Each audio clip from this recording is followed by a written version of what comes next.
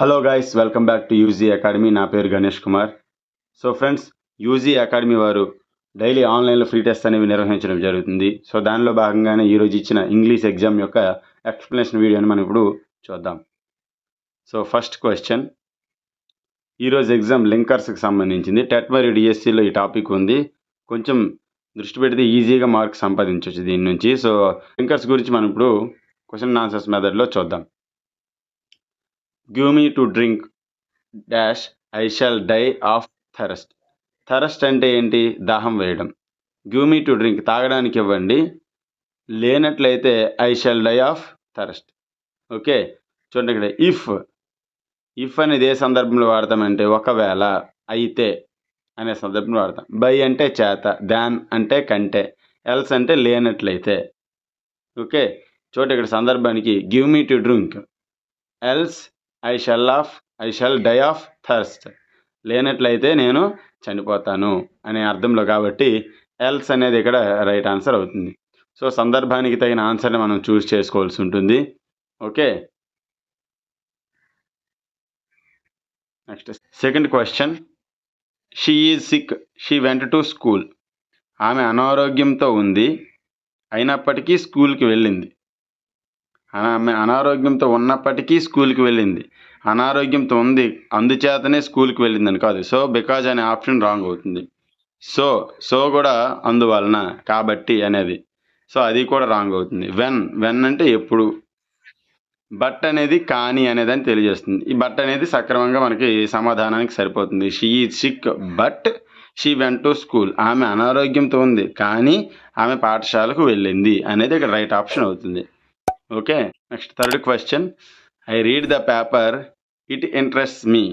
నేను పేపర్ చదువుతాను, అది నాకు ఇంట్రెస్ట్ని కలుగు చేస్తుంది. నేను పేపర్ చదువుతాను ఎందుచేతనగా అది నాకు ఇంట్రెస్ట్ని ఇస్తుంది కాబట్టి. ఎందుచేతనగా అనేదానికి బికాజ్ అనేది రైట్ ఆప్షన్ అవుతుంది. Okay, next fourth question, you will not succeed, you work harder. నీవు హార్డ్గా వర్క్ చేయకపోతే సక్సెస్ని సాధించలేవు అంటున్నాడు. ఓకే, అంటే ఎప్పుడు హార్డ్ వర్క్ చేయకపోతే అని అన్నాడు. చూడండి, బికాజ్ టు అనే ఆప్షన్లు కావు. మనం కన్ఫ్యూజ్ అయితే ఇఫ్ అన్లెస్ దర్ కన్ఫ్యూజ్ అవ్వాలి. అన్లెస్ అంటే అర్థం ఏంటంటే ఏదైనా పని చేయకపోతే, unless you work harder you will not succeed అనేది రైట్ అవుతుంది. You will not succeed if you work harder అంటే అర్థం ఏంటో తెలుసా? నువ్వు విజయం సాధించలేవు నువ్వు వర్క్ చేస్తే. ఇఫ్ యూ వర్క్ హార్డర్ అంటే నువ్వు హార్డ్గా వర్క్ చేస్తే యూ విల్ నాట్ సక్సీడ్ అని అవుతుంది. చూసారు, అన్లెస్కి ఇఫ్ అనేది ఆపోజిట్లో అవుతుంది ఇక్కడ. Okay, fifth question, she saw a snake she ran away. పామును చూసిందో లేదో తాను పరిగెత్తింది. చూడండి, despite, as soon as, through, nevertheless. చూడండి, యాజ్ సూన్ యాజ్ అనేది రైట్ అవుతుంది ఇక్కడ. ఎప్పుడైతే తాను పామును చూసిందో షీ ర్యాన్ అవే, తాను పరిగెత్తింది అనేది right answer. Okay, next sixth question, dash rain the match was cancelled. మన క్రికెట్ బాగా చూసేవారికి, క్రికెట్ ప్రియులకి అయితే ఇది ఈజీగా తెలిసిపోతుంది. ఎందుకంటే డ్యూ టు రెయిన్ అని చెప్పి మనకు ఆడు స్క్రోలింగ్ ఇస్తుంటాడు. మ్యాచ్ మధ్యలో వర్షం పెడితే due to rain the match will be cancelled, అది ఇంటరప్టెడ్ అని ఇస్తుంటాడు. So due to rain the match was cancelled, వర్షం కారణంగా మ్యాచ్ అనేది రద్దయింది. Okay, seventh question, the weather was stormy. The event, TGE అని పడింది, TH. The event was not cancelled. చూడండి, ఒకటి పాజిటివ్ సెంటెన్స్, ఇంకోటి negative sentence. The weather was stormy, వాతావరణం ఎలా ఉంది?